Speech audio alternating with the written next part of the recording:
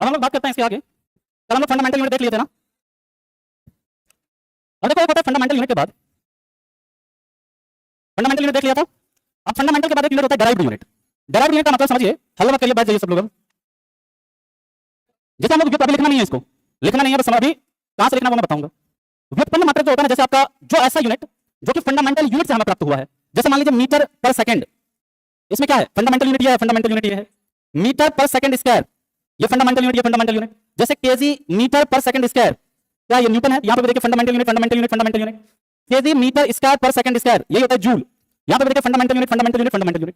मैंने ऐसा कोई भी यूनिट जो कि मूल इकाई से प्राप्त होता है उसे हम लोग व्युत्पन्न मात्रक कहते हैं, उसे हम लोग डेराइव्ड यूनिट कहते हैं, ठीक है। लेकिन इस दोनों के अलावा एक और यूनिट होता है जो कि ना तो फंडामेंटल होता है ना ही डेराइव्ड होता है, उसका अपना अलग होता है, मतलब वो अपना अलग रहता है। उसे हम लोग क्या कहते हैं, उसे हम लोग कहते हैं सप्लीमेंट्री यूनिट कहते हैं। क्या बोलते हैं, सप्लीमेंट्री यूनिट, जो कि ना तो फंडामेंटल है ना ही क्या है आपका डेराइव्ड है।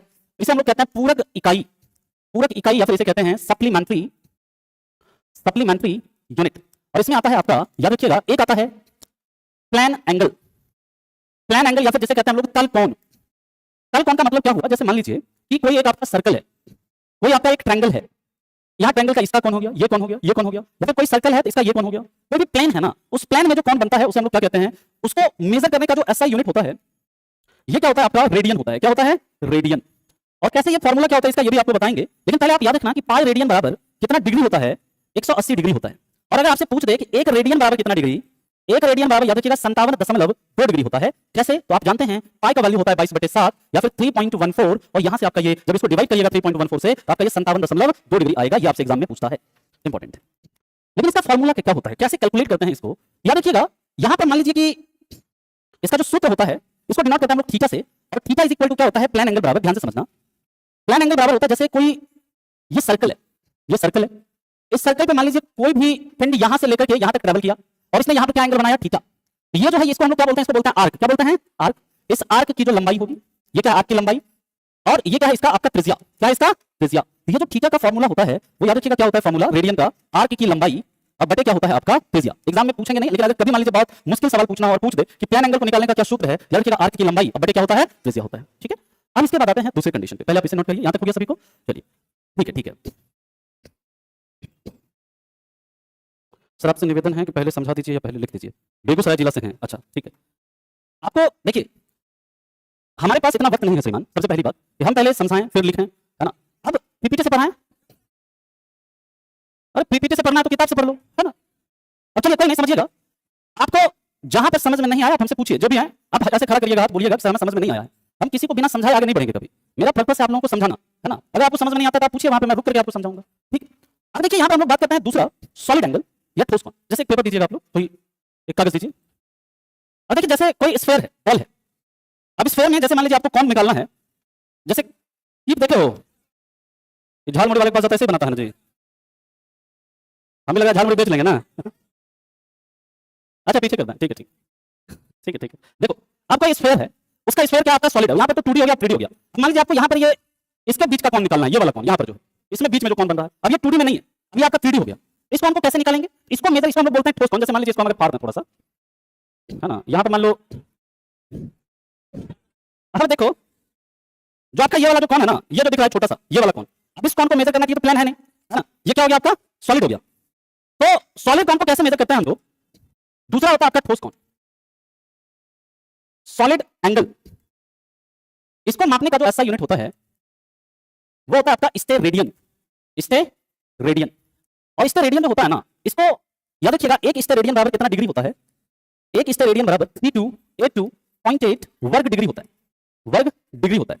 अगर आपको इसका सूत्र पूछे, इसे हम लोग कैसे डिनोट करते हैं, याद रखिएगा ऐसे ओम से डिनोट करते हैं, इस तरह से, इसे जैसे उसको थीटा से डिनोट करते हैं ना, इसको ऐसे ओम से डिनोट करते हैं। और इसका जो फॉर्मूला होता है पृष्ठीय क्षेत्रफल बटे त्रिज्या का स्क्वायर, है ना, जो भी पृष्ठीय क्षेत्रफल है और उसका जो रेडियस है इसका स्क्वायर। जैसे मान लीजिए ये पृष्ठीय क्षेत्रफल की बात करें तो यहाँ पर जो आपका ये जो पूरा सरफेस हो जाएगा, ये वाला सरफेस, है ना, इसका क्षेत्रफल प्लस जो उसका रेडियस होगा स्फीयर का, उसका स्क्वायर। लेकिन इतना आपसे पूछेंगे नहीं एग्जाम में, आपसे बस ये पूछेंगे कि सॉलिड एंगल जो होता है इसका क्या मतलब, क्या होता है, यूनिट होता है, तो स्टेरेडियन होता है।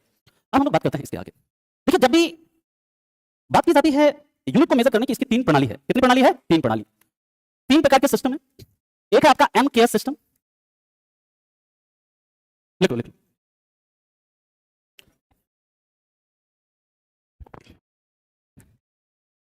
चला आगे, ठीक है। अब देखिए एक सिस्टम होता है एमकेएस सिस्टम, इसी को याद रखिएगा, इसे ही मैट्रिक सिस्टम भी कहते हैं, मैट्रिक सिस्टम या फिर इसी को मेट्रिक प्रणाली, मेट्रिक प्रणाली भी कहते हैं, प्रणाली भी कहते हैं। याद रखिएगा आपका इंटरनेशनल सिस्टम ऑफ यूनिट है, इसके ऊपर इसके जस्ट बात आते हैं। याद रखिएगा कि यहां पर जो लंबाई है ना, लेंथ जो है, लेंथ यानी लंबाई, इसको मेजर करते हैं किसमें, मीटर में। इसमें जो आपका द्रव्यमान है यानी मास, इसको मेजर करते हैं हम लोग केजी में यानी किलोग्राम में, और समय को मेजर करते हैं किसमें, समय को मेजर करते हैं सेकंड में, सेकंड, या फिर जैसे डिनोट करते हैं हम लोग ऐसे स्मॉल एस से। एम का यहां पर मतलब क्या है, तो याद रखिएगा एम का मतलब है मीटर, के का मतलब क्या है किलोग्राम, और एस का मतलब क्या है यहां पर सेकंड। ठीक है, समय। इंटरनेशनल सिस्टम ऑफ यूनिट जो है, एसआई प्रणाली जो है ना, जिसे हम लोग इंटरनेशनल सिस्टम ऑफ यूनिट कहते हैं, जिसका मुख्यालय कहां पर है, फ्रांस में है, पेरिस में। और इसकी जो स्थापना होती है वो कब होती है ना, एसआई यूनिट, इसके बारे में बस 2-3 पॉइंट बस याद रखना। इंटरनेशनल सिस्टम ऑफ यूनिट, जो आपका इंटरनेशनल सिस्टम ऑफ यूनिट है यानी कि अंतरराष्ट्रीय इकाई की अंतरराष्ट्रीय प्रणाली, आप इसे लिख सकते हो, इकाई की अंतरराष्ट्रीय प्रणाली। ये किस पर आधारित है, याद रखिएगा ये एमकेएस सिस्टम पर आधारित है। ये किस पर आधारित है, एमकेएस सिस्टम पर आधारित है। इसकी जो स्थापना होती है, याद रखिएगा एक्चुअली में क्या होता है, एक जनरल कॉन्फ्रेंस होता है, weight and measurement, general conference on भार एवं, ऐसे लिख लीजिएगा, हिंदी में लिख लेना, भार और मापन पर एक सामान्य क्या होता है, सम्मेलन होता है। भार और मापन पर एक क्या होता है, सामान्य सम्मेलन होता है। कब, तो याद रखिएगा 1960 में। कब होता है, 1960 में।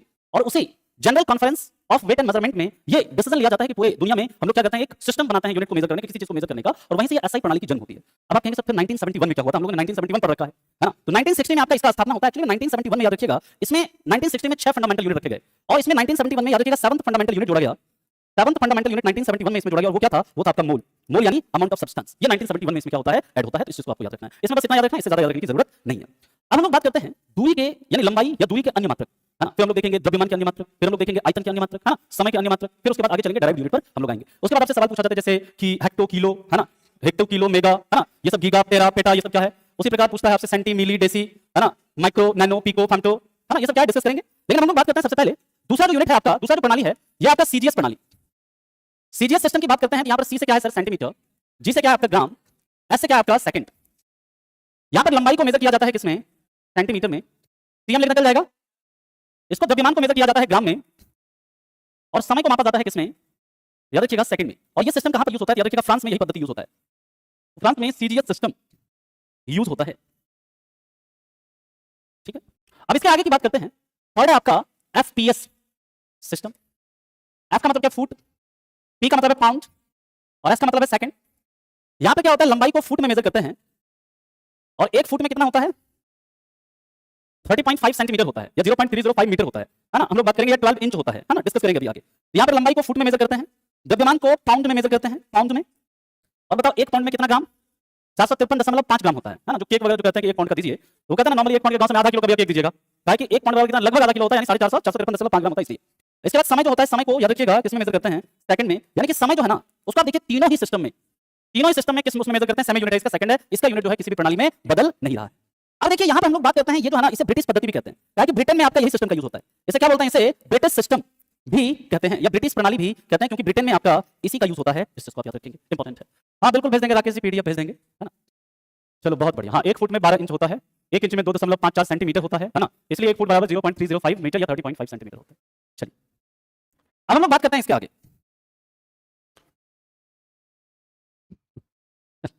ये सब बच्चे सब यहाँ पे मैक्सिमम देखते हैं, कुछ यहाँ पे आशिकी करने आता है ऑनलाइन में सब ऑनलाइन में सब देखो, एक तो कह रहा है कि सर हमको हार्ट वाला केक चाहिए, बता अच्छा मधु जी कह रही हैं सर जैसे आप पढ़ा रहे हैं वैसे दरोगा तो भूल जाएं, चपरासी भी ना बनाएगी सर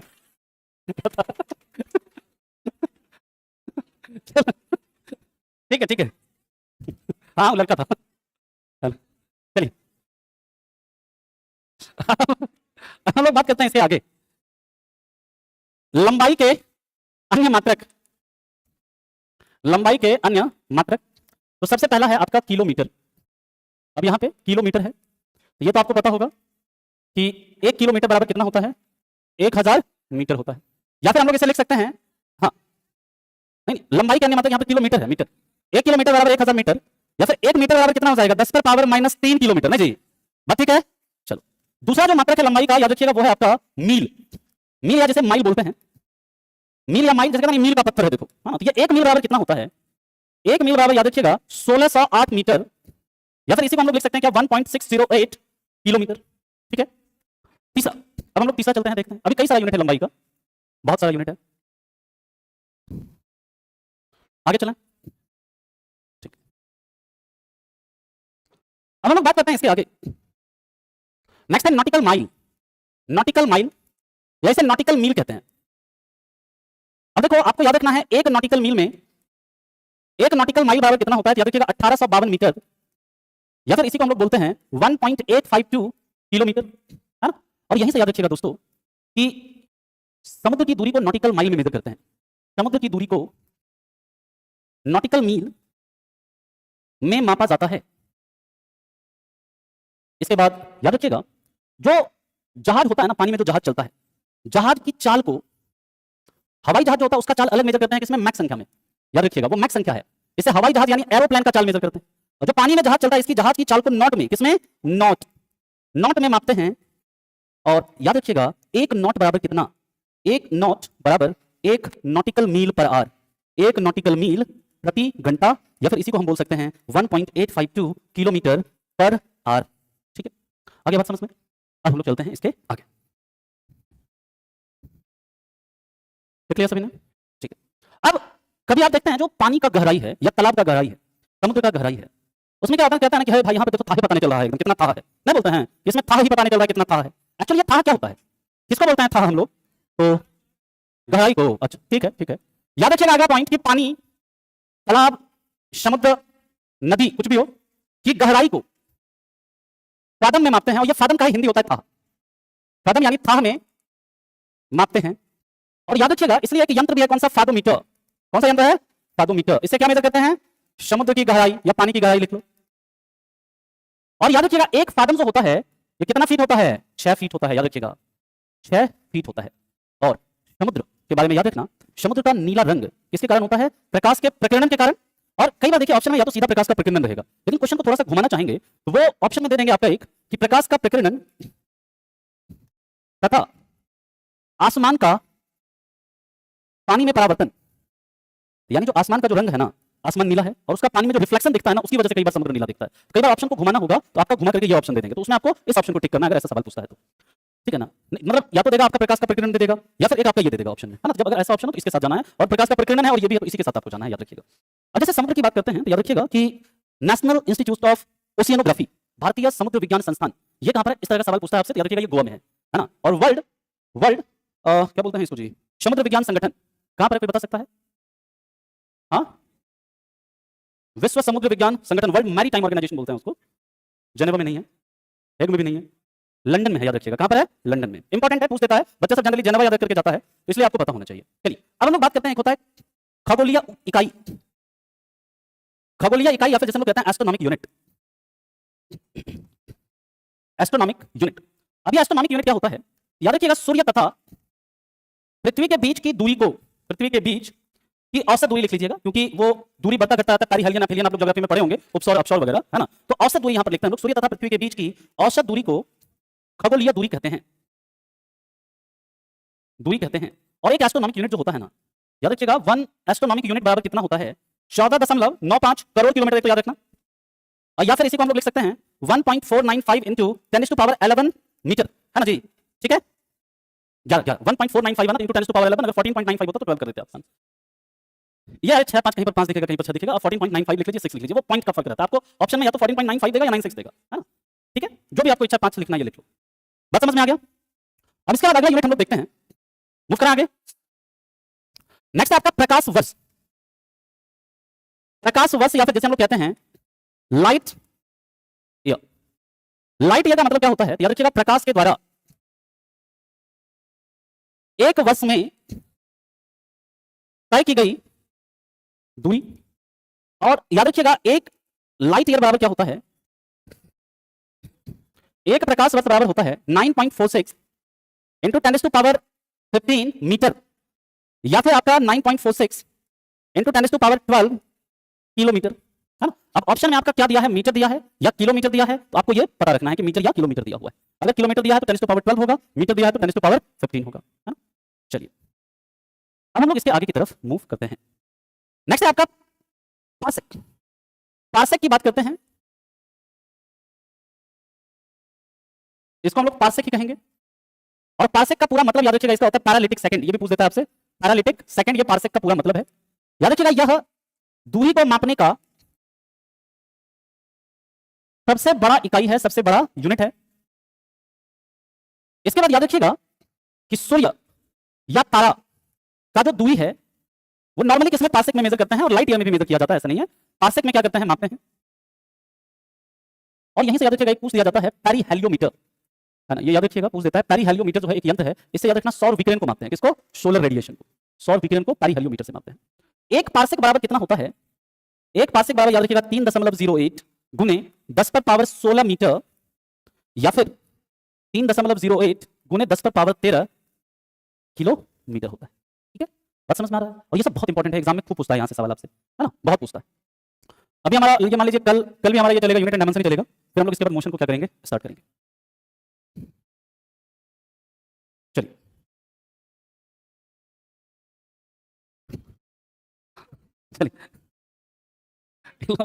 अगले महीने में रहता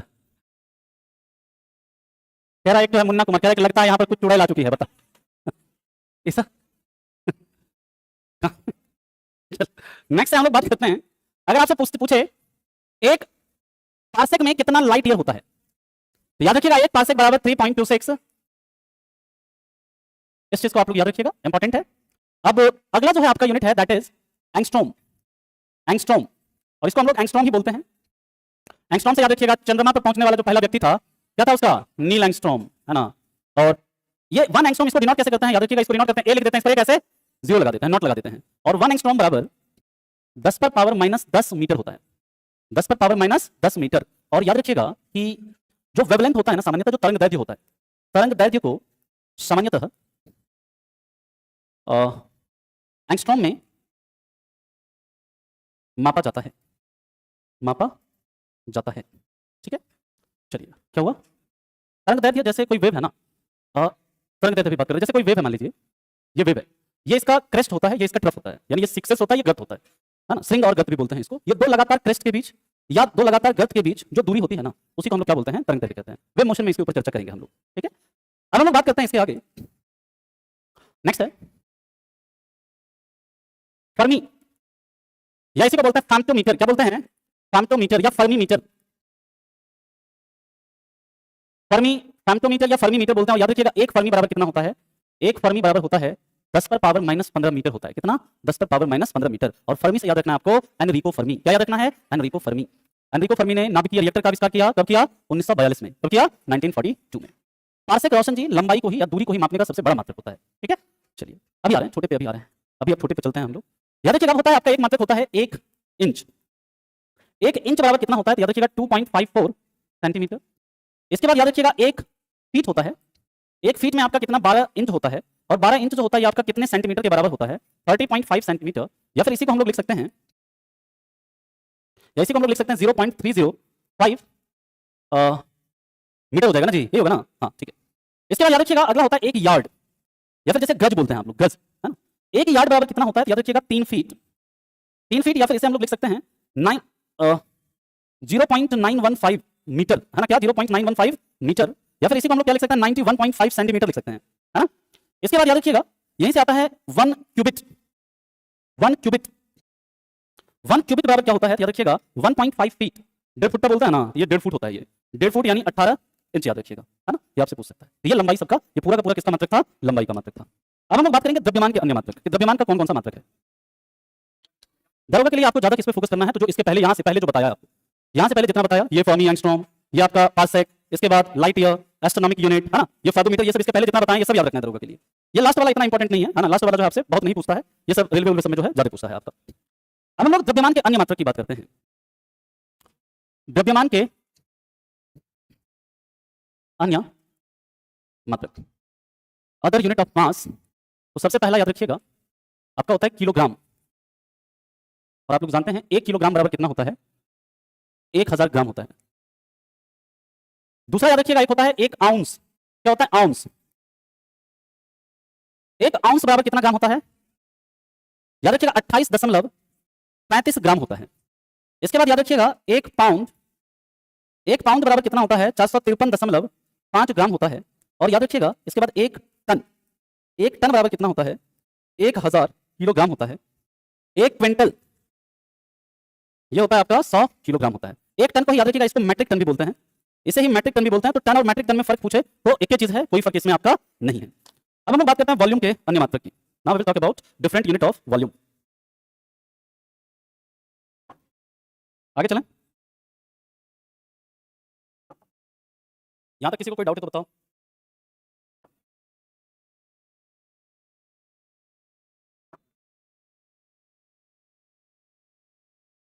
यहां तक किसी को कोई डाउट? चलिए अब हम लोग बात करते हैं इसके आगे। हाँ बोलो। किसका? ऑन्स का। जैसे किडनी का वेट हो गया, हार्ट का वेट हो गया, बॉडी ऑर्गन्स का वेट वगैरह होता है ना, उसका ऑन्स वगैरह में मेजर किया जाता है ना? ठीक है। बॉडी ऑर्गन जो होता है ना, शरीर का जो अंग वगैरह होता है उसका जो नॉर्मली मेजर करते हैं वेट, वो आउंस में मेजर करते हैं, है ना? हार्ट का, किडनी का, लीवर का, इन सब का। क्या? पाउंड का। पाउंड जो ब्रिटेन में यूज किया जाता है इसका, है ना? जैसे केक वगैरह को ना पाउंड का होता है, 1 पाउंड 2 पाउंड का केक। हाँ ठीक है। चलिए अब हम लोग बात करते हैं इसके आगे आयतन के अन्य मात्रक।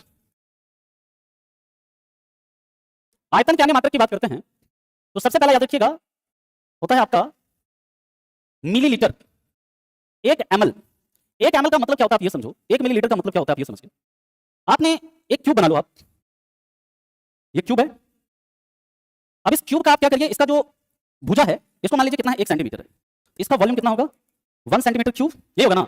यानी इसमें जितना कोई मात्रा आ सकता है उसी को हम लोग क्या बोलते हैं 1 ml बोलते हैं। यानी 1 ml का मतलब याद रखिएगा क्या होता है 1 सेंटीमीटर क्यूब, या फिर इसी को बोलते हैं 1 cc, या फिर इसी को क्या बोलते हैं 1 क्यूबिक सेंटीमीटर। क्या बोलते हैं 1 क्यूबिक सेंटीमीटर, ये होता है 1 ml का मतलब। अब इसके बाद याद रखिएगा एक होता है 1 लीटर। 1 लीटर बराबर कितना हो जाता है याद रखिएगा 1000 ml हो जाता है, 1000 मिलीलीटर हो जाता है। इसके बाद याद रखिएगा होता है 1 बैरल। 1 बैरल बराबर कितना हो जाता है 3.785 लीटर हो जाता है। और इसके बाद याद रखना आपका होता है 1 गैलन। 1 गैलन, और 1 गैलन बराबर होता है कितना, तो सर ये मैंने उल्टा लिख दिया यार, 1 मिनट 1 बैरल बराबर कितना होता है 1 बैरल बराबर 159 लीटर, और 1 गैलन में कितना होता है 3.785 लीटर होता है। ठीक है, बस वॉल्यूम में आपको इतना क्या करना है याद रखना है। इसके बाद हम लोग बात करेंगे डेराइव्ड यूनिट की चर्चा करेंगे। ठीक है, समय वगैरह को तो बताने का जरूरत नहीं है, सेकंड, घंटा, ये सब, दिन, साल, ये सब बताना है क्या? नहीं तो हाँ ये सब उतना नहीं पूछेगा आपसे, है ना? चलिए क्या हुआ, सेलेक्टेड ही लिखा है। अच्छा ठीक है, सेलेक्टेड ही लिखाएंगे, चिंता मत करो। हाँ चलो अब हम लोग बात करते हैं इसके बाद 10 पर पावर जो है ना इसका, वो पूछा जाता है 10 के पावर। ये क्या बोलता है इसको, घन बोलते हैं, क्या बोलते हैं इसको जो पावर जो रहता है उसको हिंदी में? घात। हाँ ठीक है, घात। हाँ 10 के घात। 10 पर पावर 1 होता है तो इसे क्या बोलते हैं, अरे पावर 1 है यहाँ पर, डेका बोलते हैं इसको, डेका। इसको बोलता है हेक्टो, किलो, मेगा। इसको डिनोट करते हैं ऐसे कैपिटल एम से। 10 पर पावर 9 गीगा, इसको डिनोट करते हैं जी से। इसके बाद याद रखिएगा 10 पर पावर 12 टेरा, डिनोट करते हैं टी से। 10 पर पावर 15 पैटा, डिनोट करते हैं इसको 10 पर पावर, इसको क्या कहेंगे एक्सा। इसके बाद 10 पर पावर 21 योटा, है ना, वाई से। और 10 पर पावर 24 क्या बोलते हैं जेटा। ठीक है, लिख लीजिए इसको, फिर चलते हैं इसके आगे। हाँ बोलिए। 21, 1 मिनट, मैंने उल्टा लिख दिया क्या? अरे एक देखिए इन्होंने देख लिया। 10 पर पावर 21 जो है ये जेटा, उल्टा ये हो गया था, इसको योटा कर लो। हाँ ये करें। अब हम लोग बात करते हैं इसके बाद माइनस। पहले यहाँ पे किसी को कोई दिक्कत तो बताइए, क्योंकि आप देखिए आपसे पूछ दे कि 1 एक्साग्राम में कितना ग्राम होता है। हाँ 1 एक्साग्राम में अगर आपसे पूछ दे तो 10 पर पावर 18 ग्राम हो जाएगा। ठीक है, अब हम लोग बात करते हैं इसके आगे 10 पर पावर माइनस में 10 पर पावर -1 डेसी, 10 पर पावर -2 सेंटी, 10 पर पावर -3 मिली, 10 पर पावर -6 माइक्रो, और इसको डिनोट करते हैं ऐसे म्यू से। 10 पर पावर -9 नैनो, और इसको डिनोट करते हैं ऐसे एन से। 10 पर पावर -12 इसे बोलते हैं पीको, स्मॉल पी से डिनोट कर देते हैं। 10 पर पावर -15 फर्मी, या फिर इसे बोलते हैं फैंटो। 10 पर पावर -18 एटो। 10 पर पावर -21 इसको बोलते हैं जेप्टो, है ना, कंपनी भी है ना ये तो जेप्टो, है ना। और 10 पर पावर -24 यक्टो। ये पूछा जाता है आपसे 15 तक तो सबको याद रहता है, 15 के बाद वाला पूछ देता है तो बच्चा सब यहाँ पे गड़बड़ा जाता है, तो याद रखिएगा। और कल से आपका जो है ना फिजिक्स भी क्या होगा, स्टार्ट होगा सुबह में। जो आपका टाइमिंग रहता है कितना, 8 से 11 देखते हैं, एक बार पता कर लीजिएगा, है ना। 3 घंटे का होगा, मतलब 1.5 घंटा फिजिक्स, 1.5 घंटा केमिस्ट्री होगा। तो कल हम लोग यही वाला जो चैप्टर जो अभी चल रहा है सामने, इसी का हम लोग सवाल क्या कहते हैं कल करेंगे। पीडीएफ मिलेगा, कहाँ नहीं मिलेगा पीडीएफ, है ना। ये यक्टो होगा, यक्टो नहीं यक्टो, ओ लिख लीजिएगा, ओ होता है। ऐसा आप लोगों को ग्रुप में भी चला जाएगा, इन्फॉर्मेशन जो रहता है उसमें मिल जाता है। चलिए अब हम लोग बात करते हैं डायरेक्ट यूनिट की। अब असली खेल अब स्टार्ट होने वाला है, ये सब अभी ट्रेलर था बस, है ना। असली खेल अब प्रारंभ करते हैं हम लोग। ये सब बस ट्रेलर दिखा देते हैं अभी आपको। व्युत्पन्न मात्रा की अब हम बात करते हैं।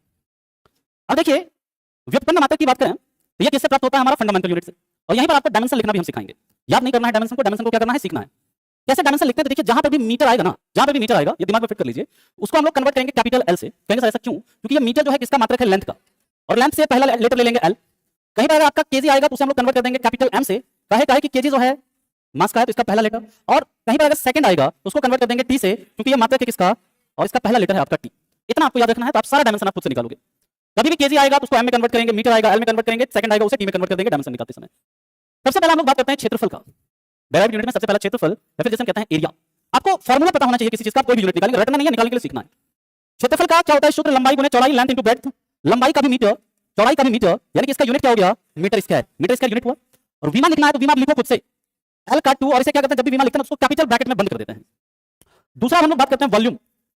वॉल्यूम यानी आयतन। तो इसका फार्मूला क्या होता है, लंबाई गुने चौड़ाई गुने ऊंचाई, यानी मीटर गुने मीटर गुने मीटर, क्या हो जाएगा जी, मीटर क्यूब।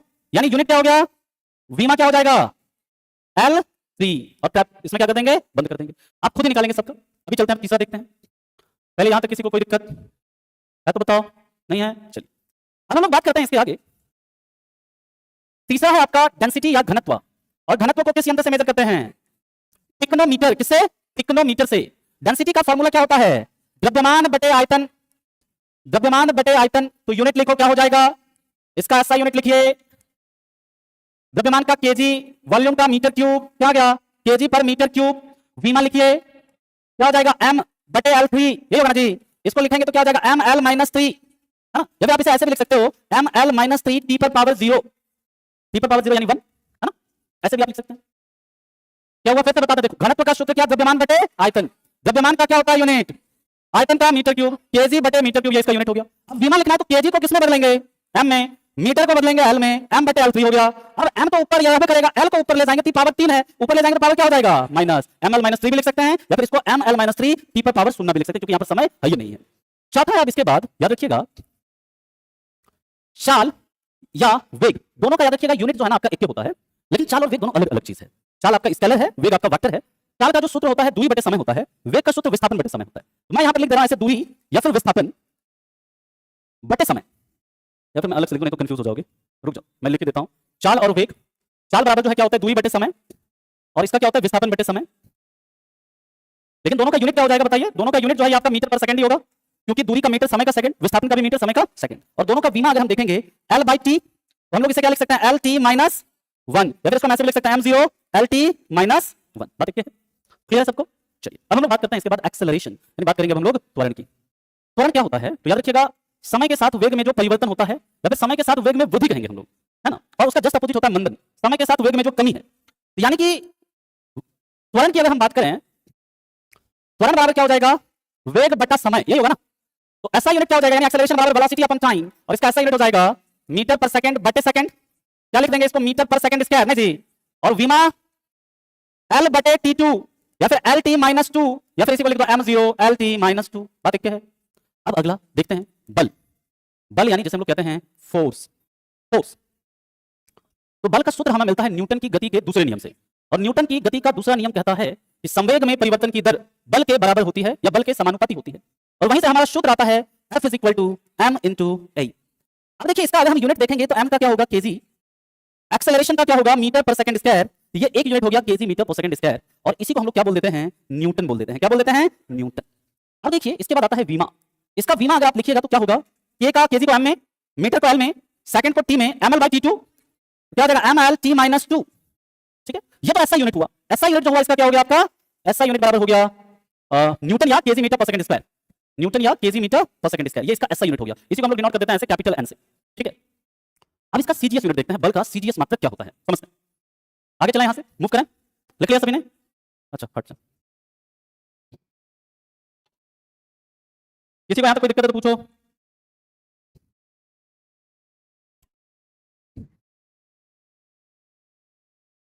और कल जब हम लोग सवाल करेंगे इस टॉपिक से, मॉर्निंग में देखते हैं, तो आप सारे सवाल इजीली कर लोगे, है ना। आरती जी, आप अपना इंस्टाग्राम आईडी क्या है? अरे वाह, क्या बात है। इसको दिलवा दें इंस्टाग्राम आईडी। अरे भाई पढ़ लो बाबू, है ना, नहीं तो इंस्टाग्राम आईडी ही मांगते रह जाओगे, है ना। वो दरोगा बन के तुमको ही गिरफ्तार कर लेगी, है। अब हम लोग बात करते हैं इसके आगे। देखिए, बल का सूत्र क्या है समझ लो, है ना, जिसका भी डाउट है समझिए। बल इज इक्वल टू क्या, मास इनटू एक्सेलरेशन, मास का यूनिट केजी, एक्सेलरेशन का मीटर पर सेकंड स्क्वायर, ये KG metre per second square आ गया, इसी को हमने कहा न्यूटन। अब इसका विमा लिखेंगे तो केजी को लिखेंगे एम, मीटर को लिखेंगे एल, सेकंड को लिखेंगे टी, तो ये आ गया ml/t2, और यहां से जैसे ये टी ऊपर जाएगा हो जाएगा ml/t-2। ठीक है, अब सीजीएस यूनिट की बात करते हैं। बल का जो सीजीएस यूनिट, देखो जब भी सीजीएस यूनिट निकालना है हम लोग को कुछ नहीं करना है, केजी को कन्वर्ट करना है किसमें, ग्राम में, उसके बाद ये सीजीएस ना, केजी को किसमें कन्वर्ट करना है, ग्राम में, मीटर को किसमें कन्वर्ट करना है, सेंटीमीटर में, और सेकंड आपका क्या रहेगा, सेकंड रहेगा, यानी कि यूनिट क्या हो गया आपका, ग्राम सेंटीमीटर पर सेकंड स्क्वायर, और इसी को क्या बोल देते हैं, डाइन, क्या बोलते हैं, डाइन, है ना, डाइन, है ना। अब देखिए, अब समझो, एक न्यूटन बराबर कितना डाइन, डायन नहीं भाई, डाइन, कंफ्यूज में, एक न्यूटन में कितना डाइन, तो याद रखिएगा, या फिर 1,00,000, है ना, एक गिनती। अगर आपसे पूछते हैं एक डाइन बराबर कितना न्यूटन, ठीक है, तो ये आपको याद रखना है। अब हम लोग चलते हैं इसके आगे, चला आगे, नहीं, अच्छा कोई बात नहीं है, लिखिए।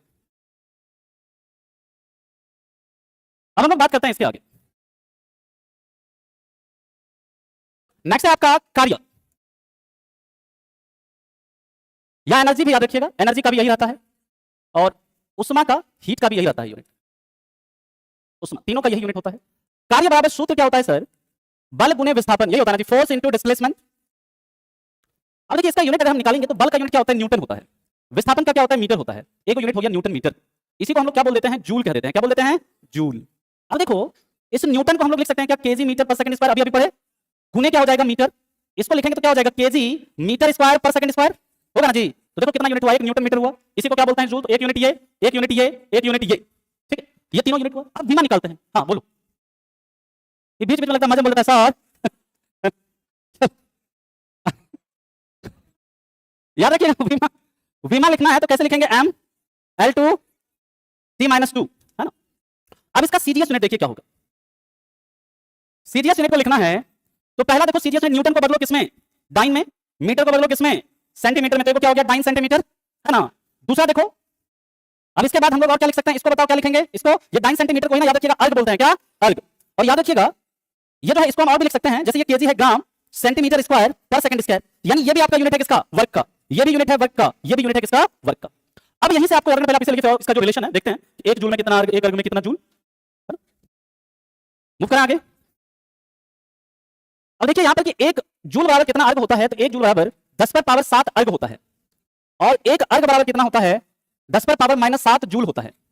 इसके बाद याद रखेंगे दोस्तों कि एक कैलोरी, कैलोरी भी क्या है ना, आपका हीट को मेजर करने का एक मात्रक है, और एक कैलोरी बराबर कितना, 4.818 जूल, एक जूल बराबर कितना कैलोरी, 0.24 कैलोरी, यानी कैलोरी मात्रक है एनर्जी को, हीट को मेजर करने का। और एक याद रखिएगा इसके बाद कि इलेक्ट्रॉन वोल्ट, इलेक्ट्रॉन वोल्ट यानी ईवी भी एनर्जी को मापने का एक मात्रक है, एनर्जी को मापने का एक मात्रक है, और 1 इलेक्ट्रॉन वोल्ट बराबर कितना जूल होता है, 1 इलेक्ट्रॉन वोल्ट बराबर 1.6 इंटू 10⁻⁻19 जूल होता है। ठीक है, कल आपका सुबह 8 से होगा क्लास, है ना, 8 से 9:30, फिर 9:30 से 11, है ना, 2 क्लास होगा ना, ठीक है। तो उसमें हम लोग पहले फिजिक्स या पहले केमिस्ट्री जो भी है देख लेंगे, है ना, 1.5 घंटा केमिस्ट्री, 1.5 घंटा फिजिक्स, ऐसे हमारा चलेगा, हाँ ठीक है, 1.5 घंटा केमिस्ट्री, 1.5 घंटा फिजिक्स हम लोग देख लेंगे।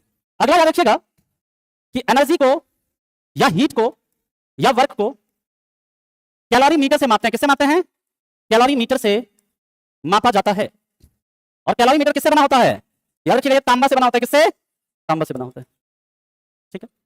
अब इसके बाद एक और देख लेते हैं इसका यूनिट, एक यूनिट और है अभी, फिर हम लोग ये वर्क वाला हमारा एनर्जी वाला खत्म हो जाएगा, फिर पावर देखेंगे, अभी बहुत सारा है, इंपल्स है, मोमेंटम है, सरफेस टेंशन है ना, बहुत सारा है अभी, कल जाकर के हमारा ये चैप्टर कंप्लीट हो जाएगा यूनिट एंड डायमेंशन, तो परसों से फिर हम लोग मोशन को स्टार्ट करेंगे। आगे चलें। अब याद रखिएगा, एक होता है जो घर में जो बिजली वगैरह जो आपका वो होता है ना, अच्छा, घर में जो हम लोग इलेक्ट्रिसिटी जो यूज करते हैं उसको जो मेजर किया जाता है उसको मेजर करते हैं हम लोग यूनिट में, है ना, कि हमारा 100 यूनिट का बिजली बिल आया है, 200 यूनिट का बिल आया है, तो ये एक यूनिट बराबर क्या होता है समझिए, एक यूनिट बराबर होता है, ये भी एनर्जी को मेजर करने का मात्रक है, एक यूनिट बराबर होता है 1 किलोवाट आवर। और ये जो किलोवाट आवर है ना, याद रखिएगा ये भी किसका मात्रक है, ये ऊर्जा का मात्रक है, एनर्जी का यूनिट है किलोवाट आवर। और 1 किलोवाट आवर कितने जूल के बराबर होता है, याद रखिएगा कल आपको बताया था कि ये 36 लाख जूल के बराबर होता है। कितना लाख जूल, 36 लाख जूल। या फिर इसी को हम ऐसे लिख सकते हैं क्या, 3.6 इंटू 10⁶ जूल, या फिर हम इसको ऐसे लिख सकते हैं 3.6 मेगा जूल, लिख सकते हैं ना जी। तो याद रखिएगा ये बहुत इंपॉर्टेंट है, एग्जामिनेशन के पॉइंट ऑफ व्यू से काफी यहां से आपका सवाल बनता है। तो फिर अभी के लिए इतना ही रखेंगे हम लोग, है ना, ठीक है, और करना है, बहुत हो गया, ठीक है। अब किसी का कोई डाउट वगैरह तो आके पूछ लो, हम अभी यहाँ 5-7 मिनट यहाँ पे। जय हिंद, जय हिंद सभी को। अच्छा, डाउट है कोई, दरोगा बाबू तो नहीं है? अच्छा, गुरुत्वाकर्षण नियतांक, यंग गुणांक, फ्लक्स, प्रतिरोधकता, धारिता, सब कल कराएंगे, जिसका भी डाउट है ये सब कल कराएंगे आपका, है ना। फ्लक्स का बताएंगे क्या होता है, चुंबकीय फ्लक्स का, यंग मॉड्यूलस का बताएंगे कि न्यूटन पर मीटर स्क्वायर होता है, गुरुत्वाकर्षण नियतांक न्यूटन मीटर स्क्वायर पर केजी स्क्वायर होता है, सब बताएंगे ये सब आगे की क्लासेस में।